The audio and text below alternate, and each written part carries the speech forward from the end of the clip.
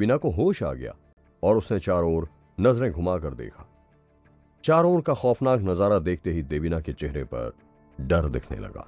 उसे कहीं भी कोई पुलिस या कोई फौज या कोई बॉडीगार्ड्स नहीं दिख रहे थे जो उसे बचाने आए हुए थे। तभी देबीना ने एक नजर ऊपर उठाकर देखा और बोली, ये वही है ना, ये पुष्कर ही है ना। इस वक्त पुष्कर टूटे हुए टावर के सबसे ऊंचे पॉइंट पर खड़ा था और उसके बाल हवा में उड़ रहे थे, जिसकी वजह से वो एक सुपर हीरो की तरह लग रहा था। देबीना ने नोटिस किया कि पुष्कर कुछ कुछ पहले की तरह ही लग रहा था, लेकिन फिर भी बहुत अलग दिख रहा था।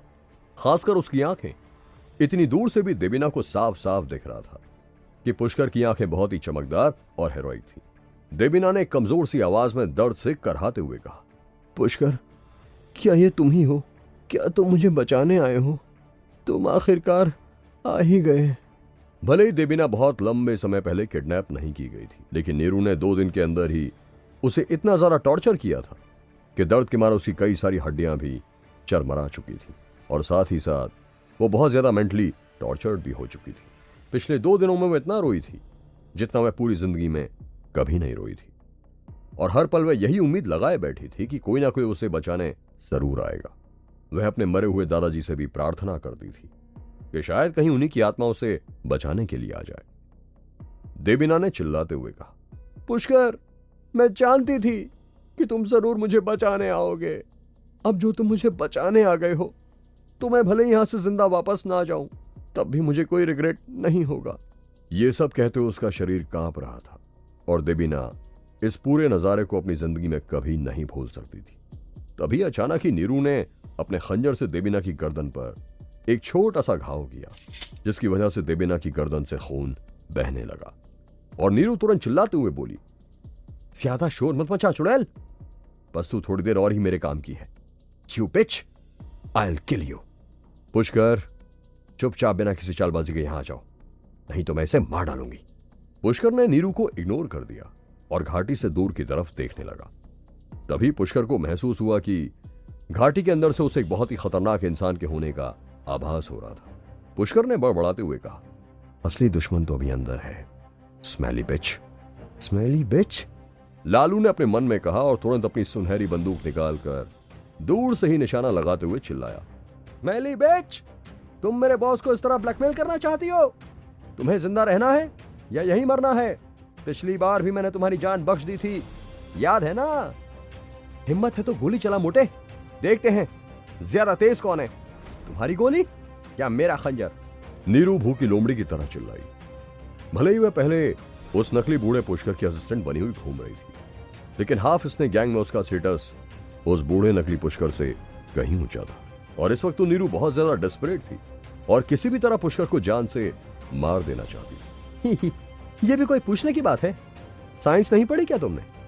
मेरी गोली की स्पीड बहुत ज्यादा फास्ट है, अगर तुम उसे मारोगी तो मैं तुम्हें मार दूंगा। और तुरंत लालू ने अपने दूसरे हाथ में एक ग्रेनेड भी निकाल लिया और उन शिष्यों को डराने लगा जो आगे बढ़ने की कोशिश कर रहे थे। अचानक ही लाली, जो कि अभी तक टूटे हुए हाफ इसने गेट के पास बैठी हुई थी, अचानक ही चिल्लाते हुए आगे बढ़कर बोली, बेटी, प्लीज मेरी बेटी को बचाओ। लाली अपनी पूरी ताकत के साथ आगे भागते हुए आ रही थी। लाली के पीछे मौजूद बॉडीगार्ड ये देखकर बिल्कुल डर गए थे। इस वक्त उनकी हिम्मत नहीं थी कि आगे बढ़कर लाली को रोक ले। उनमें से 2-4 बॉडीगार्ड से हिम्मत करके लाली के पीछे जाने का फैसला लिया, लेकिन नाटू ने तो बिल्कुल भी रिस्क नहीं लिया। वह अपनी जिंदगी नहीं गंवाना चाहता था। लालू ने लाली को आगे भागते हुए देखा तो तुरंत चिल्लाकर कहा, रुको, क्या तुम मरना चाहती हो? अगर तुम और आगे बढ़ोगी तो तुम मारी जाओगी। जब लाली फिर भी नहीं रुकी तो लालू ने आगे बढ़कर उसके आगे अपना पैर अड़ा दिया और लाली जमीन पर गिर पड़ी। लाली इस वक्त मानो बिल्कुल पागल हो गई थी। वह किसी भी तरह अपनी बेटी को बचाना चाहती थी, इसलिए वह चिल्लाई, मोटे सांड, मेरी बेटी को कुछ नहीं होना चाहिए। अपने बॉस को बोल कि मेरी बेटी को बचाए। पुष्कर, प्लीज मेरी बेटी को बचाओ, जल्दी आओ, मेरी बेटी को बचाओ। लाली ने अपना गला फाड़ते हुए जोर से चिल्लाकर कहा। इस वक्त भी उसकी आवाज में पुष्कर के लिए नफरत थी। लाली सोच रही थी, यह पुष्कर इतना ताकतवर है, इसके बावजूद भी मेरी बेटी को नहीं बचा रहा है। अगर मेरी बेटी को कुछ भी हुआ तो मैं पुष्कर को जिंदा नहीं छोड़ूंगी। तभी लालू चिल्लाया, चुप हो जा बुढ़िया, तू खुद तो मरेगी, अपनी बेटी को भी मरवाएगी। और मेरे बॉस ने क्या तेरी बेटी का ठेका ले रखा है? जा, तुझे मरना है तो जा, खुद जाकर बचा ले, भाग यहां से। और ये कहते हुए लालू ने लाली को पीछे से एक और जोरदार धक्का दिया। ये देखकर लाली के पीछे पीछे दौड़ कर आ रहे बॉडीगार्ड्स गुस्से में आकर चिल्लाने लगे, मोटे पागल, तू मरेगा आज हमारे हाथों से। तेरी हिम्मत कैसे हुई मेयर साहब की बीवी को हाथ लगाने की? लालू ने एक नजर में बॉडीगार्ड्स को गुस्से से देखा और अपने हाथ में पड़ा हुआ ग्रेनेड हिलाते हुए धीमे से कहा, सीताफल खाओगे सीताफल? अब बोलो जरा, क्या बोल रहे थे तुम? सालो, तुम 2 कौड़ी के बॉडीगार्ड्स इतने एरोगेंट बन रहे हो और मुझे और मेरे बॉस को विलेनाइज कर रहे हो। मेरे बॉस की वजह से तुम लोग अभी तक जिंदा हो और फिर भी एटीट्यूड, एहसान फरामोश। जब हाफिज ने गैंग के शिष्यों ने देखा कि लालू और बॉडीगार्ड्स की आपस में ही लड़ाई हो रही थी, तो अचानक ही उन्हें लगने लगा कि उनके पास अभी भी जीतने का एक मौका था। नीरू घबराते हुए चिल्लाकर बोली, पुष्कर, तुरंत नीचे उतर कर आओ, आज मैं तुम्हें किसी भी हाल में नहीं छोड़ने वाली। मेरी सब्र का इम्तिहान मत लो, मैं 3 तक गिनूंगी, अगर तुम। अचानक ही नीरू की आवाज एकदम से बंद हो गई और उसका सिर एक पॉप की साउंड करते हुए फट गया।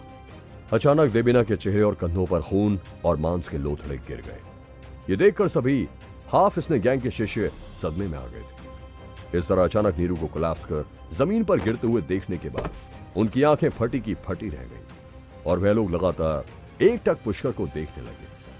पुष्कर अभी भी उस टूटे हुए बड़े टावर के सबसे ऊंचे पॉइंट पर खड़े होकर चुटकी बजाने का जेस्चर किए हुए खड़ा था और दूर घाटी के अंदर देख रहा था, जैसे कि अभी अभी जो उसने किया था वह उसके लिए कोई कीड़े मकोड़े को मारने के बराबर का काम था। यह नजारा देखकर सभी शिष्यों के तोते उड़ गए। उन सभी के शरीर मानो अंदर से जम चुके थे। पहले उन्हें लगता था कि पुष्कर एक बहुत ही ताकतवर आदमी था, लेकिन अब उन्हें लग रहा था कि पुष्कर कोई महादैत्य था और वह मामूली से कीड़े मकोड़े। पुष्कर जब भी चाहता बस एक चुटकी से ही उनमें से किसी को भी मार सकता था। अचानक ही उनकी कमर पर ठंडा पसीना बहने लगा। आह, आह, आह। देबीना अचानक ही जोर से चिल्लाई, क्योंकि पिछले कुछ पलों से वह भी शौक की वजह से रिएक्ट भी नहीं कर पाई थी और अचानक ही नीरू की लाश देखकर वह अंदर से हिल चुकी थी। पुष्कर कूदकर देबीना के बगल में पहुंच गया। उसने एक हाथ से देबीना को धक्का देकर लालू के पास भेज दिया और कहा, लालू, पहले इसे सेफली यहां से निकालो। जब तुम्हारी मर्जी हो तुम यहां आओगे और जब मर्जी हो यहां से चले जाओगे। ये कोई बच्चों का खेल नहीं। तुम हाफिज ने गेट के अंदर खड़े हो। अचानक ही एक बूढ़े आदमी की आवाज घाटी में चारों दिशाओं से गूंजते हुए आने लगी, लेकिन लोगों को कुछ पता नहीं चल रहा था कि असल में वह आदमी कहां था। और तो और, जैसे ही वह आवाज आई, अचानक पूरी घाटी में लोगों को लगने लगा जैसे उन्हें चक्कर आने लगे। वहां मौजूद लोगों को ऐसा लग रहा था जैसे कि चारों तरफ की पहाड़ियां गोल गोल घूम रही थी। ठीक इसी वक्त वहां मौजूद सभी लोगों के सिरों पर एक बहुत ही ताकतवर प्रेशर ऊपर से भी लग रहा था। हाफिज नेक अमर रहे। तीनों लोकों में हाफिज नेक से बचकर कोई भी नहीं जा सकता, चाहे देवता हो, दानव हो, इंसान हो या राक्षस या हो खुद भगवान भी। स्वर्ग से लेकर पाताल लोक तक इससे कोई भी नहीं बच सकता। एक पतले से बूढ़े आदमी ने बहुत धीमे से यह बात कही और वह धीरे धीरे चलता हुआ उस घाटी के अंदर से बढ़ता हुआ आगे आया। उस बूढ़े आदमी का पूरा शरीर बहुत ही पतला था और उसके हाथों में केवल हड्डियां और चमड़ी ही बची हुई। वो बूढ़ा आदमी इतना कमजोर था कि उसके दोनों घुटने भी बाहर की ओर निकले हुए थे। उस बूढ़े आदमी के गले में एक लंबा सा सांप लिपटा हुआ था, लेकिन खास बात यह थी कि उस सांप के 2 मोटे मोटे हाथ भी थे। वह सांप लाल और काले रंग का था और उसका सिर ट्रायंगुलर शेप में था। वह सांप देखने में बहुत ही खौफनाक और एवल लग रहा था। वो सांप जब बार बार अपनी जीभ बाहर लपलपा रहा था तो ऐसा लग रहा था कि मानो उसके मुंह में से एक ठंडी आग जैसी हवा बाहर निकल रही थी। यह नजारा देखते ही सभी शिष्य डर के मारे तुरंत एक के बाद एक साइड हटने लगे और इज्जत के साथ एक साथ बोले, greetings to the half snake. Half snake को ग्रीट करने के बाद वह सभी के सभी शिष्य एक ही पल में बिल्कुल चुप हो गए। अब चारों तरफ पिन ड्रॉप साइलेंस हो चुका था। थोड़ी देर पहले जो ग्रेट अजूबा फाइटर आया था, उसके मुकाबले अब उन शिष्यों की नजरों में एक अलग ही लेवल का रिस्पेक्ट दिख रहा था। और साथ ही साथ एक डर भी। उनमें से कई शिष्यों को पता था कि अगर हाफ स्नेक के गले में लिपटे हुए जहरीले सांप को कोई जरा देर देख ले तो उसका पूरा शरीर जमने लगता था। क्या तुम ही पुष्कर श्रीवास्तव हो? ऐसा बहुत कम ही देखा जाता है कि कोई इंसान इतनी कम उम्र में ही इतने बड़े कारनामे हासिल कर ले। लेकिन बहुत ही दुख की बात है कि आज का दिन तुम्हारा आखिरी दिन होगा। हाफ स्नेक गैंग का लीडर और हाफ स्नेक गेट का जिम्मेवार इस वक्त पुष्कर से करीब 100 मीटर दूर खड़ा था और वह पुष्कर के पास बिल्कुल भी नहीं आ रहा था। पुष्कर ने भी उस बूढ़े को दूर से देखा और उन दोनों की नजरें आपस में टकरा गईं। क्या तुम नाग हो? पुष्कर ने तुरंत पूछा। पुष्कर को उस बूढ़े आदमी के अंदर कुछ अजीब सी बात महसूस हो रही थी। पुष्कर पहले भी कई सारे लोगों से मिला था जो तंत्र मंत्र विद्या जानते थे, लेकिन वह पहली बार किसी ऐसे इंसान से मिल रहा था जो उस तंत्र मंत्र से भी ऊपर के लेवल पर था। पुष्कर ने दिल्ली में सुना था कि हाफ स्नेक लीडर बहुत ताकतवर है, लेकिन अब उसे समझ आ गया कि नाग देवता उसे यहां क्यों लेकर आए हैं।